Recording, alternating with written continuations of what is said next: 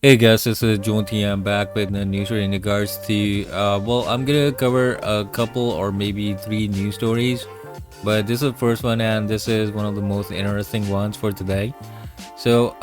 This dude who was playing some online Valorant player tournament for his college from the hospital because the game could not be postponed, and this is a picture of him, and he got to be the internet sensation because he was playing from the hospital. They actually did win that match as well, and they won with very good scores, like from 13 to 1 or 13 to 3. So that's a lot. It's like, amazing that he was able to do it.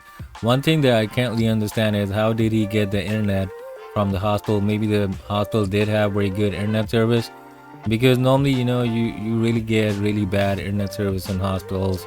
So this is a good thing that he was able to do it.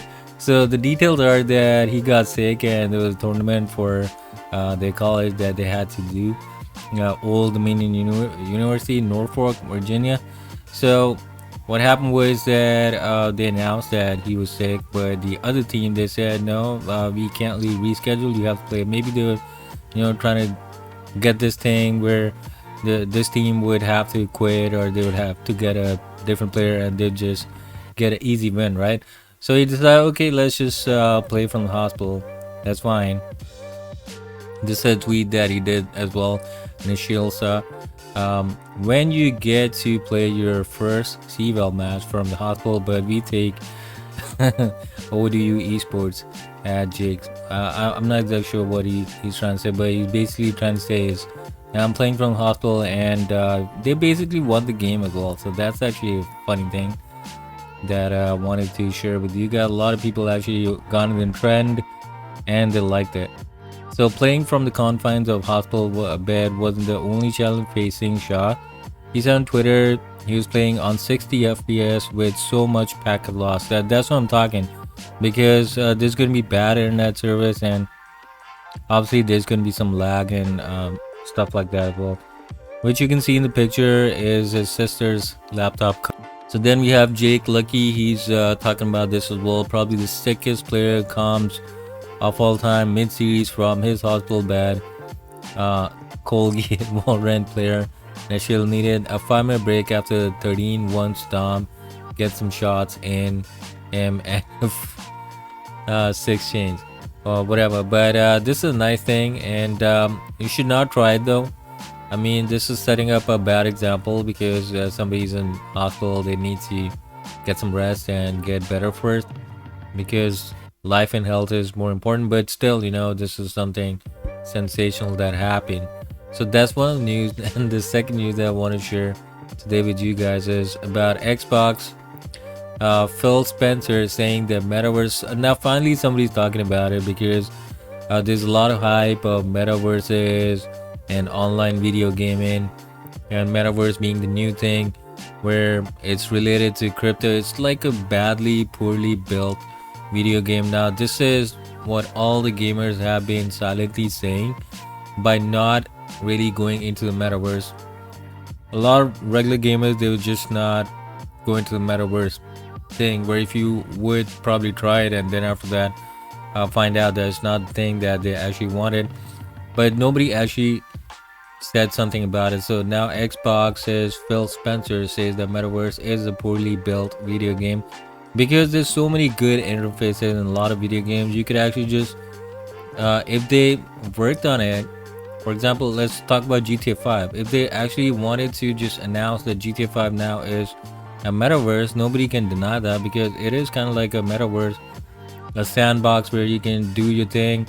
All they need is like a crypto aspect to it, and they can just beat the mainstream metaverse players out of the box. So there's so many video games who have very good examples of good places where players can interact. They have good graphics.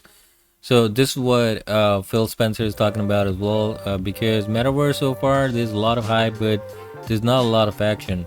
So the Metaverse is exciting and mystifying, but above all else, it's kind of like a mess. Meta CEO Mark Zuckerberg got brutally dragged in August because he Because of the horrific Dead-Eye Meta selfie, the beatdown resumed earlier this month when Zuck announced that Meta avatars would be getting legs. Now, this is something that we probably used to talk about in 2008 about getting the legs and the hands, proper body functions in games and stuff like that. But Metaverse is kind of like picking up from what gamers or gaming companies used to do like 10 or 20 years ago, maybe. So, what Phil had says, if I think about video games for years, we've been putting people together in 3D spaces to go and save the world, from invading aliens or conquering the castle. Spencer said, building a metaverse that looks like a meeting room. I just find that not where I want to spend most of the time. Yeah, that's true. I mean, why would people just go ahead, put some money in it as well, like buying some crypto and then getting some things, and then after that doing nothing? It's basically just VR chat that you're doing, and you could probably do that in so many different better ways. It's just like building a Zoom interface with some more graphics. So nobody likes that. So yeah, at least I'm happy that somebody talked about it and they said something about it. Another thing that this is the last topic for the day is because Call of Duty is getting a lot of attention, and the murderous villain is the internet's newest thirst trap. A lot of people are talking about it, so I just wanted to mention that as well. Valeria Garza has the undivided attention of Modern Warfare 2 community. People are making a lot of TikToks on her, putting up the footage. So I guess this is a thing as well. If you have played the game, you probably know about that. So Garza is a new face in the Modern Warfare world. She's the anonymous head of the El Sin Nombre cartel and ruthless ruler over the fictional town of Las Almas, Mexico. She's also an ex-Mexican army and an old friend of new Team Price member Alejandro, who is understandably upset to see that she's used her military experience to become a powerful crime lord. Garza is undeniably among the evilest characters in the Rooster. So you probably need to cover that a little bit as well if you play the game. There's a lot of videos that people are making on it.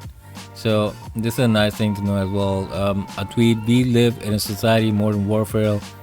Valeria, my moral compass leaving my body the very moment I found out villain is a massive. So anyway, that's funny. So this is the news for today. Three topics I want to cover. With that, John Tiep signing out. You have a nice day. Thank you for listening and watching.